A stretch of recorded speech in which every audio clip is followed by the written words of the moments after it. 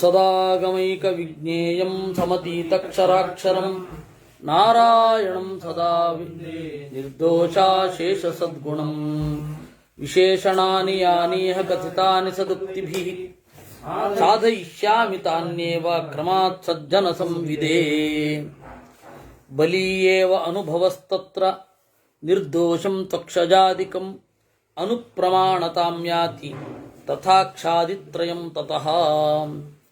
ಅನುಭವ ಬಲಿ. ಅನುಭವ ಅಂದರೆ ಸಾಕ್ಷಿ ಪ್ರಜ್ಞೆ, ಸೆವೆಂತ್ ಸೆನ್ಸ್. ಅದು ಎಲ್ಲಕ್ಕಿಂತ ಹೆಚ್ಚು ಪವರ್ಫುಲ್. ಅದಕ್ಕನುಗುಣವಾಗಿಯೇ ಬೇರೆ ಇದನ್ನು ತೀರ್ಮಾನ ಮಾಡಬೇಕು. ನಿರ್ದೋಷಂತು ಅಕ್ಷಜಾದಿಕಂ, ಯಾವುದೇ ದೋಷವಿರದ ಇಂದ್ರಿಯಜನ್ಯ ಜ್ಞಾನವೂ ಕೂಡ ಪ್ರಮಾಣವೇ, ಆದರೆ ಅದು ಅನುಪ್ರಮಾಣ. ತಾತ್ಪರ್ಯ ಏನು ಅಂದರೆ, ಸ್ವರೂಪ ಜ್ಞಾನ ಮೊದಲನೇ ಲೆವೆಲ್ಲಿನ ಪ್ರಮಾಣ, ಆತ್ಮದ ಸ್ವರೂಪದ ಜ್ಞಾನ.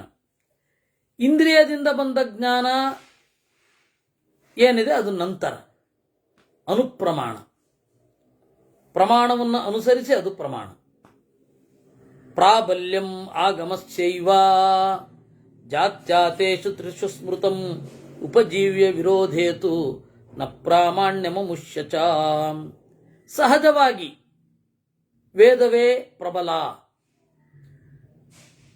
ಸಹಜವಾಗಿ ವೇದವೇ ಪ್ರಬಲ. ಆಗಮಸ್ಯೈವ ಪ್ರಾಬಲ್ಯಂ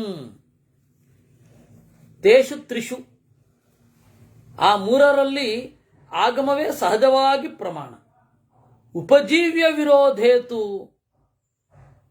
ನಿನ್ನ ಆತ್ಮಿಕ ಪ್ರತ್ಯಕ್ಷಕ್ಕೆ, ಇನ್ನೊಮ್ಮೆ ಕೇಳಿಸ್ಕೊಳ್ಳಿ, ಆತ್ಮಿಕ ಪ್ರತ್ಯಕ್ಷಕ್ಕೆ ವಿರೋಧ ಬಂತು ಅಂದ್ರೆ ವೇದ ಪ್ರಮಾಣ ಅಲ್ಲ. ಪ್ರಮಾಣ ಅಲ್ಲ ಅಂದ್ರೆ ಬೇರೆ ಅರ್ಥ ಮಾಡಬೇಕು ಅಂತ. ಸುಖವನ್ನ ದುಃಖ ಅಂತ ಗ್ರಹಿಸಿದರೆ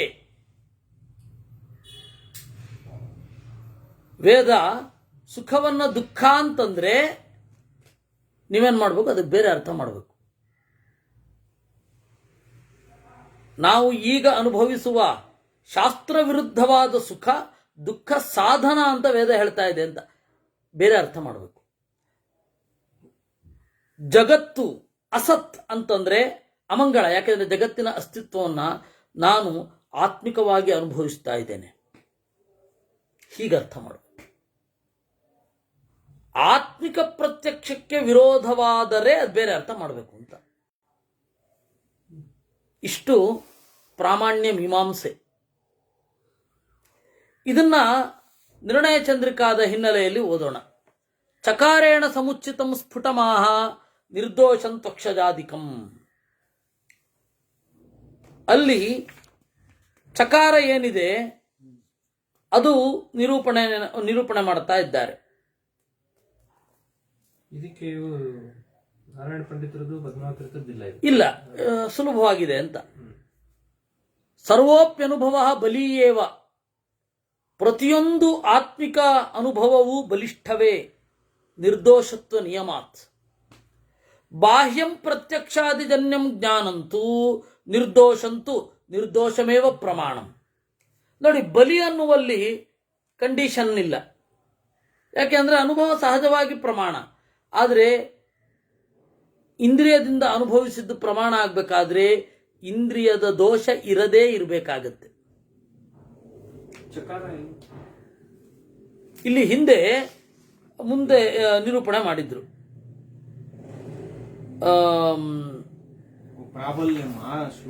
ಹೌದು, ಅಲ್ಲ, ಪ್ರಾಬಲ್ಯಂ ಅಲ್ಲ. ಹಿಂದೆ ಹೇಳುವಾಗ ದ್ವಿವಿಧಂ ಬಲವತ್ವಂಚ ಬಹುತ್ವಾಚ್ಚ ಸ್ವಭಾವತಃ ತಯೋ ಸ್ವಭಾವೋ ಬಲವಾನ್ ಅಂತ ಹೇಳುವಾಗ, ಆಮೇಲೆ ಜ್ಞಾನಂಚ ದ್ವಿವಿಧಂ ಅಂದ್ರು. ಈ ಚ ಸಮುಚಿತವಾದದ್ದು ಅಲ್ಲ, ಅದೇ ಅದು ಅಲ್ಲಿ ಏನ ಅಭಿಪ್ರಾಯ ಇದೆ ಅದನ್ನೇ ಆಚಾರ್ಯ ಮುಂದೆ ಹೇಳಿದ್ದಾರೆ.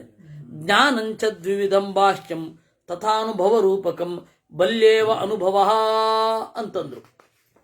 ಆ ಜ್ಞಾನಂಚ ದ್ವಿವಿಧಂ, ಜ್ಞಾನವೂ ಎರಡು ರೀತಿಯಾಗಿದೆ. ಆ ಜ್ಞಾನ ಎರಡು ರೀತಿ. ಏನದು? ಅನುಭವವಾದರೆ ಬಲಿ, ಅಕ್ಷಜಾತಿ ಆದರೆ ನಿರ್ದೋಷ ಆಗಬಹುದು. ನಿರ್ದೋಷತ್ವ ನಿಯಮಾತ್ ಅಮುಖ್ಯಂ ದುರ್ಬಲಂಚ. ಏಕೆಂದರೆ ನಮ್ಮ ಇಂದ್ರಿಯ ಸರಿಯಾಗಿ ಇದ್ದು ವಸ್ತು ಸ್ಫುಟವಾಗಿ ಕಂಡು ಇದ್ರೆ ತಥಾವಿಧಂ ನಿರ್ದೋಷಂ ಅಕ್ಷಾಣಿ ಇಂದ್ರಿಯಾಣಿ ಅನುಮಾನಂ ಶಬ್ದಶ್ಚೇತಿ ತ್ರಯಂ ತತಃ ತದನಂತರಂ ಜ್ಞಾನ ಸಾಧನತ್ವೇನ ಅನುಪ್ರಮಾಣತಾಂ ಯಾತಿ. ತೇಷು ತ್ರಿಷು ವೇದಸ್ಯೈವ ಜಾತ್ಯಾ ಸ್ವಭಾವತಃ ಪ್ರಾಬಲ್ಯಂ. ಸಹಜವಾಗಿ ವೇದವೇ ಪ್ರಬಲ, ನಿರ್ದೋಷತ್ವ ನಿಯಮಾತ್. ತೇಷಾಂ ತೇಷು ತ್ರಿಷ್ವೇವ ಪ್ರಾಬಲ್ಯಂ. ಪ್ರತ್ಯಕ್ಷ ಅನುಮಾನ ಆಗಮದಲ್ಲಿ ವೇದವೇ ಪ್ರಬಲ. ನತು ಅನುಭವಾದಪಿ, ಆದರೆ ಅನುಭವದಿಂದ ಅಲ್ಲ. ತಸ್ಯ ಕೇವಲ ಪ್ರಮಾಣತ್ವಾಚ್ಚ. ಕೇವಲ ಅಂದರೆ ನಿರಪೇಕ್ಷ, ನಿರಪೇಕ್ಷ ಪ್ರಮಾಣ ಯಾವುದು? ವೇದ. ವೇದ ಪ್ರಮಾಣ ಹೌದಾ ಅಲ್ವಾ ಅಂತ ನಾವು ಬೇರೆಯದ್ದನ್ನು ನೋಡ್ಲಿಕ್ಕಿಲ್ಲ. ಹಾಗೆ ನಮ್ಮ ಅನುಭವ ಸುಖ ದುಃಖ ಮೊದಲಾದ ಬೇಸಿಕ್ ಸಂಗತಿಗಳನ್ನು ಅದನ್ನ ಕಂಪೇರ್ ಮಾಡಿ ನೋಡ್ಲಿಕ್ಕೆ ನಂಗೆ ಸುಖ ಆಗ್ತಾ ಇದೆಯೋ ಆಗ್ತಿಲ್ವೋ, ನೀರು ಕುಡಿದ್ರೆ ನನಗೆ ಬಾಯಾರಿಕೆ ಇಂಗ್ತಾ ಇದೆಯೋ ಇಲ್ವೋ ಅಂತ ಬೇರೆಯವ್ರನ್ನ ಕೇಳಲಿಕ್ಕಿಲ್ಲ. ಅದು ನಮಗೆ ಅನುಭವ. ಅಮುಷ್ಯ ನಿರ್ದೋಷಸ್ಯ ಚ ಉಪಜೀವ್ಯ ವಿರೋಧೇತು ತಸ್ಮಿನ್ನರ್ಥೇ ನ ಪ್ರಾಮಾಣ್ಯಂ.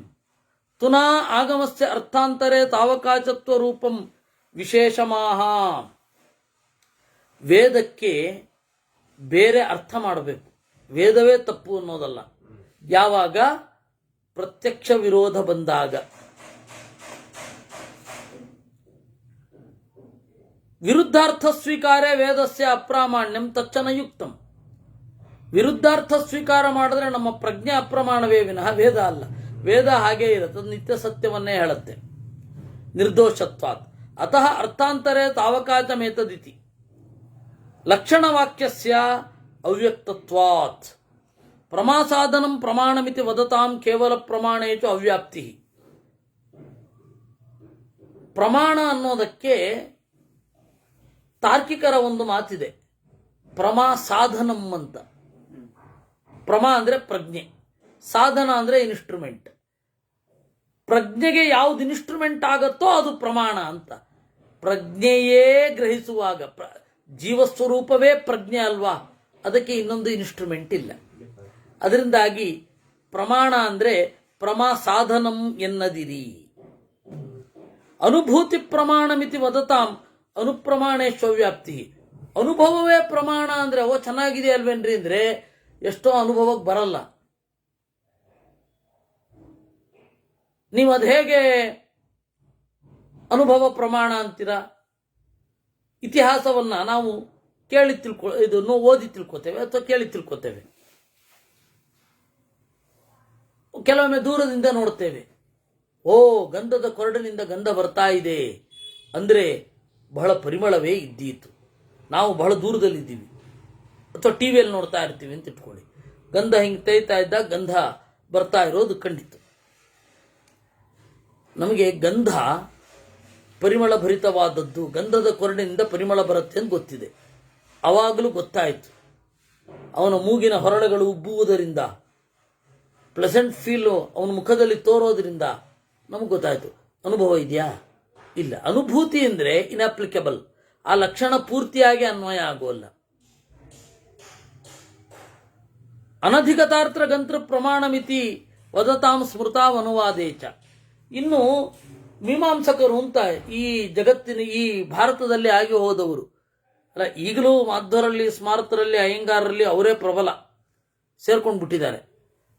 ಮೀಮಾಂಸಾವನ್ನ ಯಾವ ರೀತಿ ನಾವು ಬರಮಾಡ್ಕೊಂಡ್ಬಿಟ್ಟಿದ್ದೀವಿ ಅಂದರೆ ಅದು ಧರ್ಮಶಾಸ್ತ್ರಗಳಲ್ಲಿ ವ್ಯಾಪಕವಾಗಿ, ವಿದ್ವಾಂಸರ ಉಪನ್ಯಾಸಗಳಲ್ಲಿ ವ್ಯಾಪಕವಾಗಿ ಬರೇ ನಮಗೆ ಮೀಮಾಂಸಾದ ಹಿನ್ನೆಲೆಯಲ್ಲಿಯೇ ಪುಣ್ಯ ಪಾಪಗಳ ವಿಚಾರ. ನಾವು ಪುಣ್ಯ ಪಾಪಕ್ಕೆ ಹೆದರೋಟು ದೇವ್ರಿಗೂ ಹೆದರಲ್ಲ, ಕಾಲನೆಮ್ಯಾದ ಹೆಸರರಿಗೂ ಹೆದರಲ್ಲ.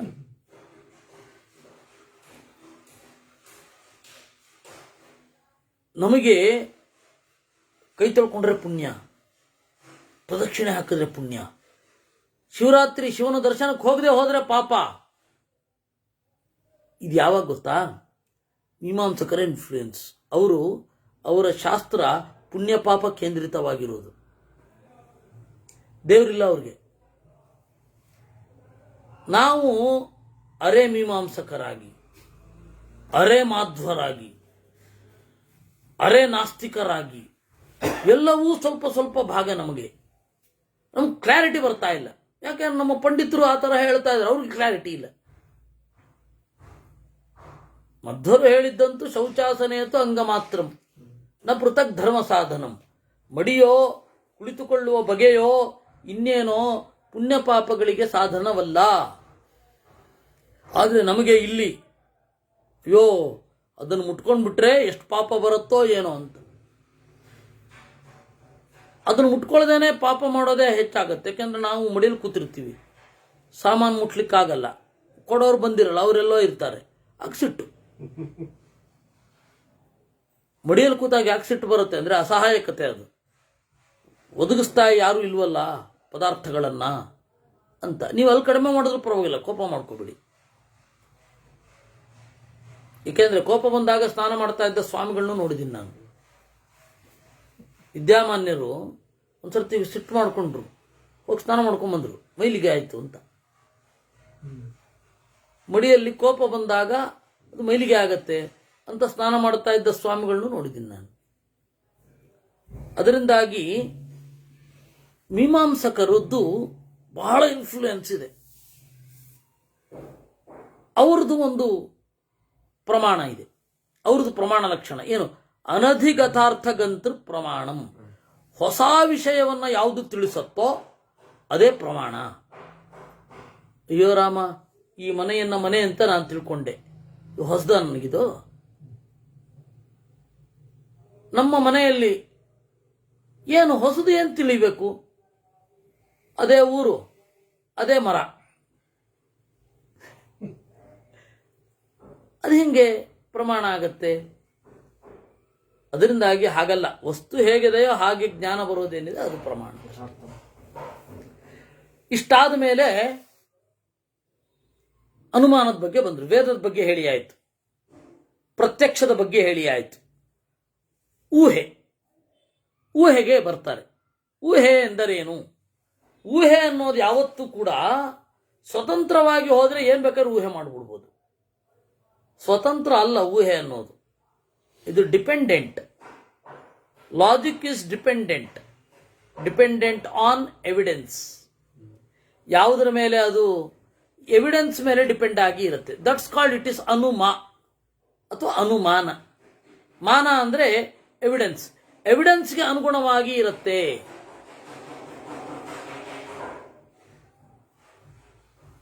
ಆಗ ಆ ಲಾಜಿಕ್ ವಿಲ್ ಬಿ ಕರೆಕ್ಟ್.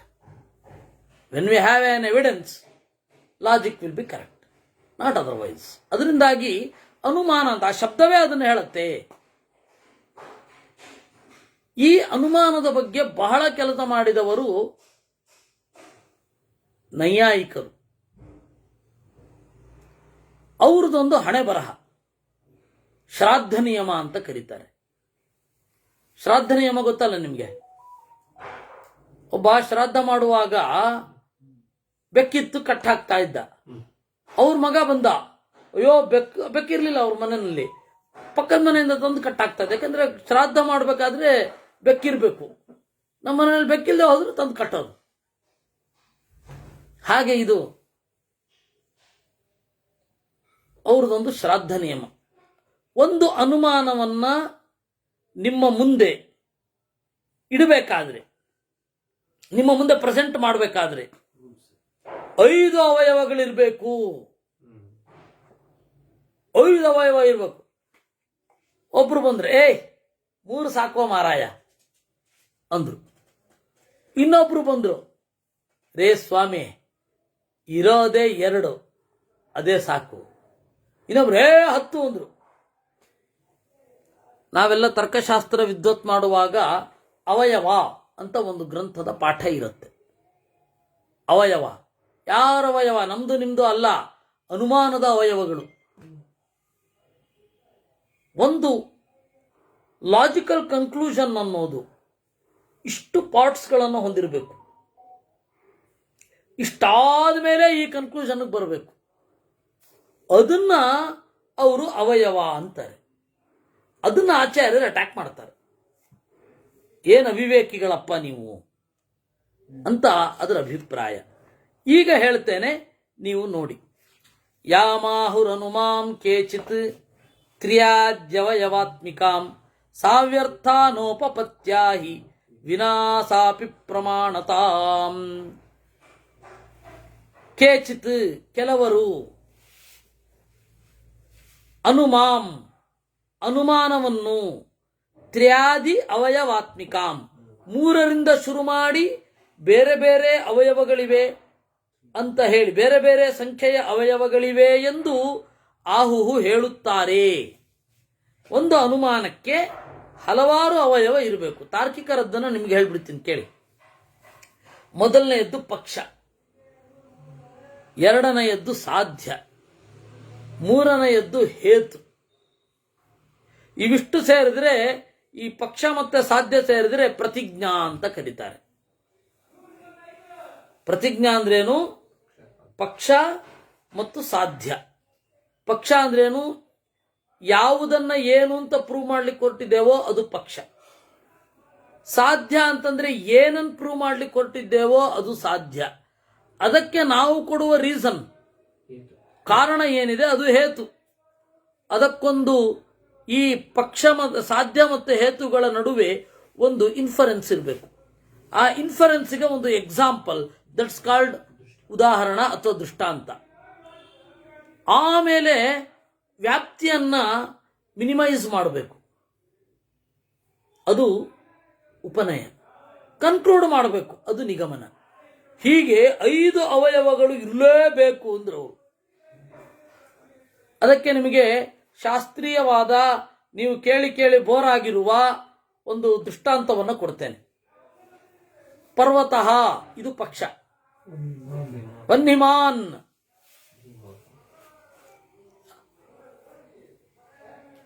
ಒಬ್ಬ ದೊಡ್ಡ ವಿದ್ವಾಂಸರ ಹೆಂಡತಿ, ಇದು ಮಗಳು, ದೊಡ್ಡ ವಿದ್ವಾಂಸರ ಮಗಳು.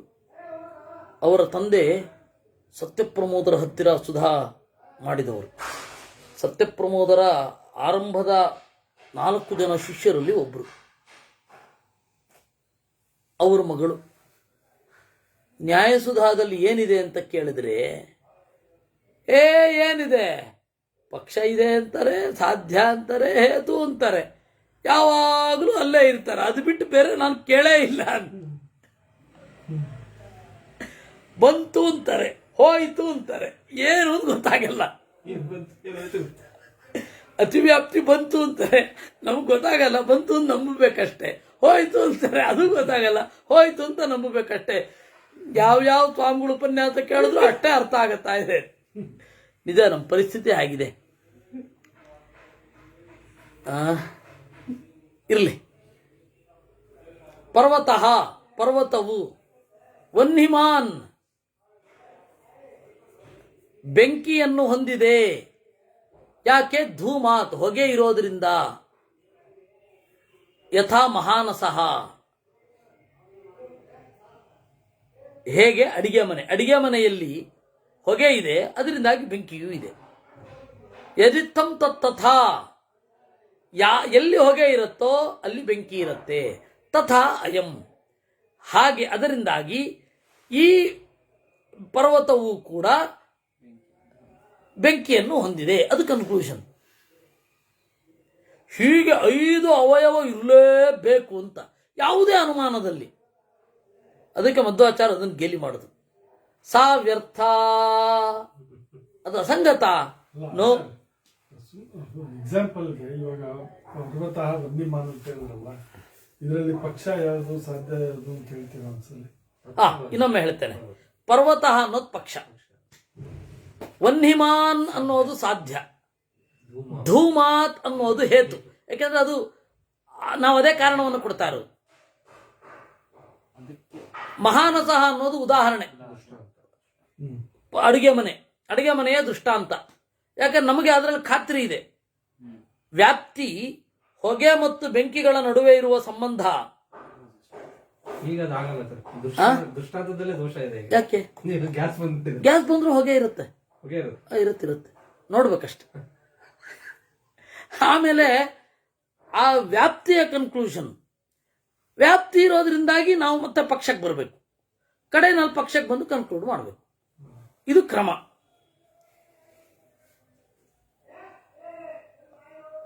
ಅದಕ್ಕೆ ಅವರು ಹೇಳ್ತಾರೆ ಇದು ವ್ಯರ್ಥ. ಈ ರೀತಿ ಹೇಳೋದು, ಇಷ್ಟೇ ಅವಯವ ಇದೆ ಅಷ್ಟೇ ಅವಯವ ಇದೆ ಅಂತ ಹೇಳೋದು ವ್ಯರ್ಥ. ಯಾಕೆಂದ್ರೆ ಮುಖ್ಯವಾಗಿ ಬೇಕಾದದ್ದು ವ್ಯಾಪ್ತಿ. ವ್ಯಾಪ್ತಿ ಒಂದು ಹೇಳಿದ್ರೆ ಬೇರೆಯವ್ರಿಗೆ ಅರ್ಥ ಆಗೋದಿದ್ರೆ ಎಲ್ಲ ಅರ್ಥ ಆಗುತ್ತೆ, ಉಳಿದದ್ದೆಲ್ಲ ಯಾಕೆ? ಅರ್ಥ ಆಗೋದು ಮುಖ್ಯ ಅಲ್ವಾ? ವ್ಯಾಪ್ತಿ ಯಾವುದು? ಉಪಪತ್ತಿ. ಉಪಪತ್ತಿ ಯಾವುದು? ಎಲ್ಲೆಲ್ಲಿ ಧೂಮ ಇರುತ್ತೋ ಅಲ್ಲೆಲ್ಲಿ ಹೊಗೆ ಇರುತ್ತೆ, ಹೊಗ ಮುಟ್ರ ಮುಗೀತು. ಅದು ನಿಮಗೆ ಅರ್ಥ ಆಗ್ಬಿಟ್ರೆ ಇಷ್ಟೆಲ್ಲ ಹೇಳೋದೇ ಬೇಕಿಲ್ಲ. ಅದು ಅವನಿಗೆ ಅರ್ಥ ಆಗತ್ತೋ ಆಗಲ್ವೋ ಅನ್ನೋದು ಡಿಪೆಂಡ್ ಅಷ್ಟೆ. ಈ ಇದರಲ್ಲಿ ಉಪನಯ ಯಾವ್ದಾಗುತ್ತೆ? ಉಪನಯ ಅನ್ನೋದು ವ್ಯಾಪ್ತಿಯನ್ನು ಡಿಸೈಡ್ ಮಾಡುತ್ತೆ ದೃಷ್ಟಾಂತ ಆದ್ಮೇಲೆ. ಅದಾದ ಮೇಲೆ ಕನ್ಕ್ಲೂಷನ್. ಇಲ್ಲಿಯೂ ಹಾಗಿದೆ.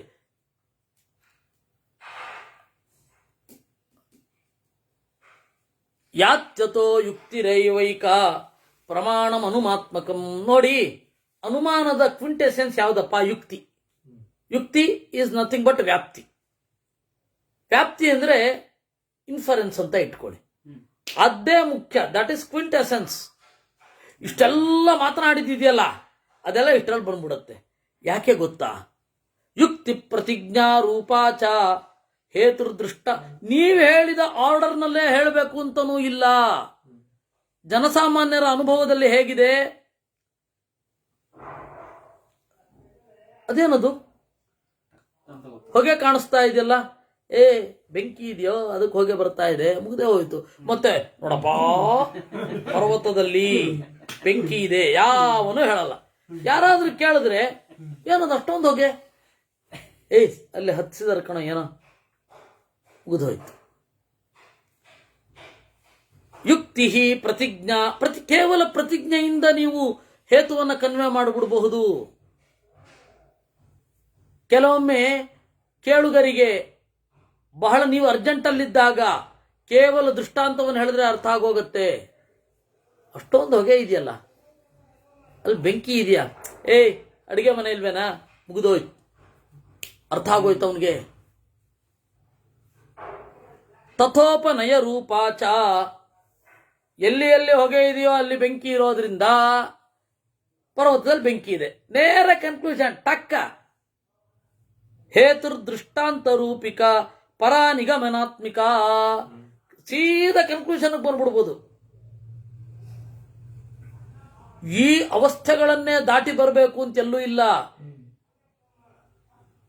ಪೃಥಕ್ ಪೃಥಕ್ ಪ್ರಮಾಣತ್ವಂ ಯಾತಿ ಯುಕ್ತಿತಯ. ಇವತ್ತು ನೀವು ಇಷ್ಟೊಂದು ಹೇಳಿದ್ರಲ್ಲ, ಅವೆಲ್ಲ ಪ್ರತ್ಯೇಕವಾಗಿ ಅನುಮಾನ ಆಗಬಲ್ಲದು. ಅನುಮಾನದ ಜೀವಾಳವೆನಿಸಿದ ಇನ್ಫರೆನ್ಸ್ ಶುಡ್ ಬಿ ದೇರ್ ಅಷ್ಟೇ. ಅಲ್ಲಿ ಇನ್ಫರೆನ್ಸ್ ಇದ್ರೆ ಆಯ್ತು, ಎಲ್ಲ ಮುಗೀತು. ಪ್ರತಿಜ್ಞಾ ಹೇತು ಗರ್ಭೈವ. ಅದು ಮಾತಲ್ಲಿ ಅದೇ ಆಚಾರ್ಯ ಅದನ್ನೇ ಹೇಳಿದ್ದು. ಮಾತನಾಡಿದ್ರೆ ನೀವು ಒಬ್ರು 10 ಅಂತಾರೆ, ಒಬ್ರು 8 ಅಂತಾರೆ, ಒಬ್ರು 7 ಅಂತಾರೆ, ಒಬ್ರು 2 ಅಂತಾರೆ. ಅರ್ಥ ಆಗೋ ಹಾಗೆ ಮಾತಾಡೋದು ಮುಖ್ಯ ಅಷ್ಟೇ. ಅರ್ಥ ಆಯ್ತಾ? ಎಷ್ಟು ಬೇಕಾದ್ರೆ ಹೇಳು. ಒಬ್ಬನಿಗೆ ಒಂದೇ ಅವಯವವನ್ನು ಹೇಳಿದ್ರು ಅರ್ಥ ಆಗ್ಬಿಡುತ್ತೆ, ಒಬ್ಬನಿಗೆ 10 ಹೇಳಿದ್ರು ಅರ್ಥ ಆಗಲ್ಲ. ಏನ್ ಮಾಡೋದು? ಏನಲ್ಲಿ ಅಷ್ಟು ಜೋರಾಗಿ ಮಾತಾಡ್ತಾ ಅಂತ ಹೇಳ್ತಾರೆ, ಬಾರಿದೆ ಅಷ್ಟೇ. ಎಲ್ಲ ಏನು ಬೇಡ. ಜಗತ್ತಿನಲ್ಲಿ ನಾವು ಮಾತನಾಡುವಾಗ ಇದ್ಯಾವುದು ಬೇಕಿಲ್ಲ. ಅದೇ ಅದೇ ಅಲ್ಲ, ಅದೇ ಆ ದೃಷ್ಟಾಂತಕ್ಕೆ ಇನ್ನೊಂದು ದೃಷ್ಟಾಂತ ಏನೇನೋ ಆಗ್ಬಿಡುತ್ತೆ. ಯಾಕಂದ್ರೆ ಗಲಾಟೆ ಇದೆ, ಬಾರಿದೆ ಅಷ್ಟೆ. ಏನಿದೆ ಅಷ್ಟೊಂದು ಸದ್ದು ಆಕ್ಸಿಡೆಂಟ್ ಒಂದೇ ಪರದಲ್ಲಿ ಹೇಳ್ಬಿಡ್ತೀವಿ. ಅಲ್ಲಿ ದೊಡ್ಡ ಸದ್ದು ಬಂದಿದೆ, ಘರ್ಷಣವಾಗಿರೋದ್ರಿಂದ ಆ ಘರ್ಷಣವನ್ನು ಆಕ್ಸಿಡೆಂಟ್ ಅಂತ ಕರೀತಾರೆ. ಯಾವನು ಹೇಳ್ತಾ ಕೊಡ್ತಾನೆ?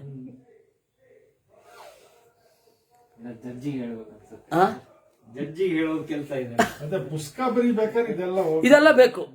ನಾವು ಮಾತನಾಡುವಾಗ ಇದು ಯಾವುದೂ ಇಲ್ಲ, ಮತ್ತೆ ಒಬ್ಬರಿಗೆ ಒಂದನ್ನು ಕನ್ವೆ ಮಾಡುವಾಗ ಇದು ಯಾವುದೂ ಇರಲ್ಲ. ಈ ಈ ಲೌಕಿಕ ದೃಷ್ಟಾಂತದಲ್ಲಿ ಇದು ಅರ್ಥ ಆಗುತ್ತೆ ಸರ್. ಅದೇ ಶಾಸ್ತ್ರಕ್ಕೆ ಬಂದಾಗ ಇಷ್ಟು ಸುಲಭವಾಗಿ ಅರ್ಥ ಆಗುತ್ತಾ? ಆಗತ್ತಲ್ಲ. ಅಲ್ಲ, ಶಾಸ್ತ್ರಕ್ಕೆ ಇದನ್ನ ಅವಲಂಬಿಸಿಕೊಂಡೇ ಅವ್ಯವಸ್ಥೆ ಆಗಿರೋದು.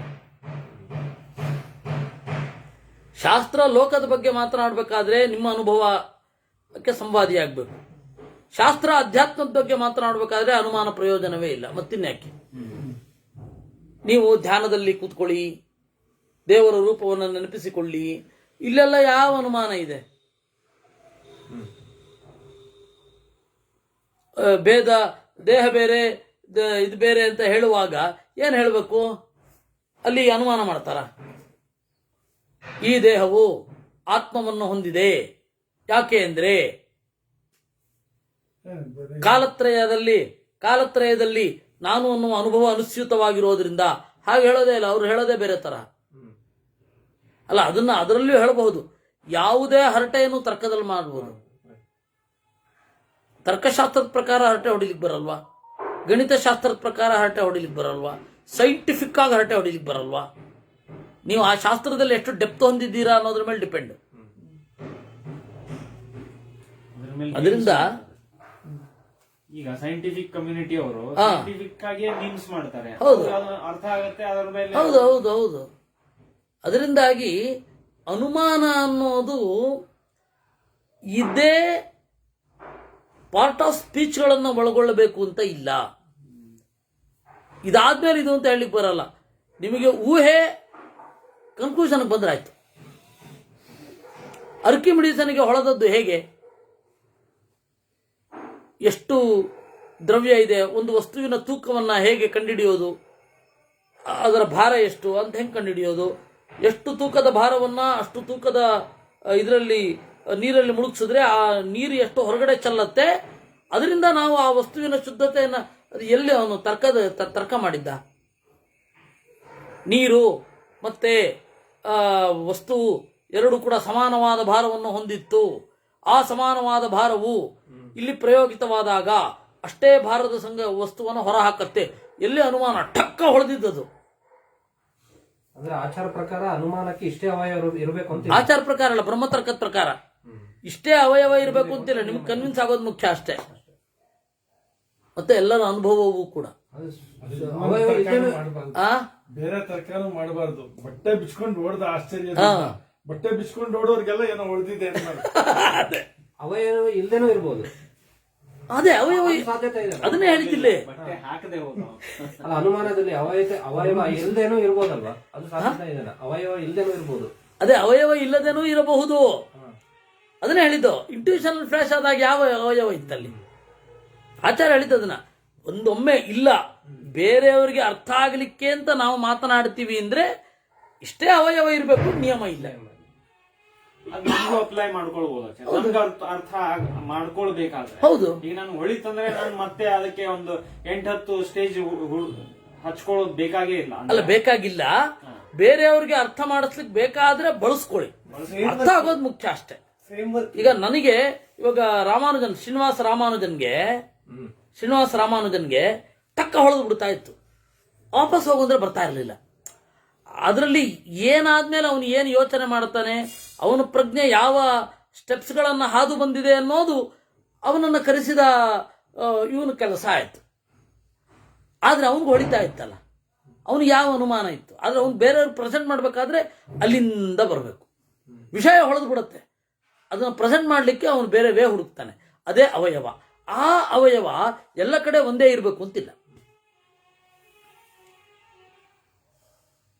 ಪ್ರತಿಜ್ಞಾ ಹೇತು ಗರ್ಭೈವ ಪೃಥಕ್ ಪ್ರಾಮಾಣ್ಯ ಮಿಷ್ಯತಿ. ಕೆಲವೊಮ್ಮೆ ಇವ್ರಿಗೆ ಅದೇ ಹೇತುಗರ್ಭೈವ ಪ್ರತಿಜ್ಞಾ. ಧೂಮಾತ್ ಪರ್ವತ ವನ್ಯಮಾನ ಅಂದ್ಬಿಡ್ಬೋದು. ಹೀಗೆ ವಾಕ್ಯವನ್ನು ಪ್ರಯೋಗ ಮಾಡಬೇಕು ಅಂತೇನು? ಹೊಗೆ ಇರೋದ್ರಿಂದಾಗಿ ಪರ್ವತದಲ್ಲಿ ಬೆಂಕಿ ಇದೆ, ಹಿಂಗೂ ಹೇಳ್ಬೋದಲ್ಲ. ಸಿದ್ಧತ್ವೇನ ಪ್ರತಿಜ್ಞಾಯಾ ಹೇತುರ್ಮಾನಂ ಭವಿಷ್ಯತಿ. ಪರ್ವತ ವನ್ಯಮಾನ್ವಾನವ ಅಂತ ಒಬ್ಬ ಕೇಳ್ತಾನೆ. ಪರ್ವತಃ ವನ್ಯಮಾನ್ ಬೇಕಿಲ್ಲ. ಪರ್ವತಃ ವನ್ಯಮಾನ್ ಧೂಮಾತ್ ಮುಗಿತು. ಪರ್ವತದಲ್ಲಿ ಬೆಂಕಿ ಇದೆಯಾ? ಹೌದು, ಹೊಗೆ ಇರೋದ್ರಿಂದ ಅಂದ್ಬಿಡ್ತೀವಿ ವಿನಃ ಪರ್ವತವು ಬೆಂಕಿಯನ್ನು ಹೊಂದಿದೆ, ಹೊಗೆ ಕಾಣಿಸ್ತಾ ಇರೋದ್ರಿಂದಾಗಿ ಅಂತ ಅವನು ಹೇಳಲ್ಲ. ಮಡಿಗೆ ಮನೆ ನೋಡಿದ್ಯಾ? ಯಾರು ನೋಡಲ್ಲ. ಟಕ್ಕ ಎಷ್ಟರಿಂದ ಅರ್ಥ ಆಗತ್ತೋ ಅಷ್ಟು. ಸಿದ್ಧತ್ವೇನ ಪ್ರತಿಜ್ಞಾಯ ಹೇತುರುಮಾನಂ ಪೃಥಕ್ ಭವೇತ್. ಈಗಾಗಲೇ ಪ್ರತಿಜ್ಞೆಯಲ್ಲಿ ಸಿದ್ಧ ಆಗಿದೆ, ಆದ್ದರಿಂದ ಹೇತುರುಮಾನಂ ಪೃಥಕ್ ಭವೇತ್, ಪ್ರತ್ಯೇಕ ಹೇತುವೆ. ಪ್ರತಿಜ್ಞಾವಯವತ್ವಾತ್ತು ಸ್ವಾತಂತ್ರ್ಯೇಣೈವ ಮಾನತಾಂ ದೃಷ್ಟಾಂತೋ ಯಾತ್ಯುಪನಯೋ ವ್ಯಾಪ್ತಿಮಾಶ್ರಿತ್ಯ ಕೇವಲಾತ್. ಪ್ರತಿಜ್ಞಾ ಅವಯವ ಆಗಿರೋದ್ರಿಂದ ಸ್ವತಂತ್ರವಾಗಿ ದೃಷ್ಟಾಂತವೇ ಪ್ರಮಾಣ ಆಗೋಗುತ್ತೆ. ಮಹಾನಸವತ್ತು ಪರ್ವತೋ ಧೂಮ ವನ್ಯಮಾನ್, ಮುಗಿದೋಯ್ತು. ಅಡಿಗೆ ಮನೆಯಂತೆ ಪರ್ವತವೂ ಕೂಡ ಬೆಂಕಿ ಉಳ್ಳದ್ದಾಗಿದೆ. ಎಷ್ಟು ಶಾರ್ಟ್ ಕನ್ಕ್ಲೂಷನ್. ವ್ಯಾಪ್ತಿ ಇದೆಲ್ಲ ಯಾಕೆ ಅಂದ್ರೆ ವ್ಯಾಪ್ತಿ ಅನ್ನೋದಿರುತ್ತೆ. ವ್ಯಾಪ್ತಿಸ್ತು ಕೇವಲಾಪಿ ಸ್ಯಾತ್ ಪ್ರಮಾಣಂ ನಿಯಮಾಶ್ರಯ. ಕೆಲವೊಮ್ಮೆ ಕೇವಲ ವ್ಯಾಪ್ತಿ ಬಂದ್ರೆ ಆಯ್ತು. ಎಲ್ಲೆಲ್ಲಿ ಹೊಗೆ ಇರುತ್ತೋ ಅಲ್ಲೆಲ್ಲ ಬೆಂಕಿ ಇರುತ್ತೆ, ಮುಗಿದೋಯ್ತು. ಈ ವ್ಯಾಪ್ತಿ ತಿಳ್ಕೊಂಡವನು ಎಲ್ಲ ಕಡೆ ಅದನ್ನೇ ಹುಡುಕ್ತಾನೆ. ತಥಾ ನಿಗಮನಂ ಚೋಪ ಸಂಹಾರೈಕ ಸ್ವರೂಪತಃ. ಕೆಲವೊಮ್ಮೆ ಧೂಮ, ಇಲ್ಲಿ ಅಡಿಗೆ ಮಾಡಿದ್ದಾರೆ, ಇಲ್ಲಿ ಹಿಂದೆ ಹೊಗೆ ಇತ್ತು, ಬೆಂಕಿಯೂ ಇತ್ತು ಅನ್ನೋದನ್ನ ಗೋಡೆ ಕಪ್ಪಾಗಿರೋದ್ರಿಂದ ಕಂಡುಹಿಡಿತಾರೆ. ಪತ್ತೇದಾರಿಕೆ ಎಷ್ಟು ಮುಂದುವರೆದು ಬಿಟ್ಟಿದೆ.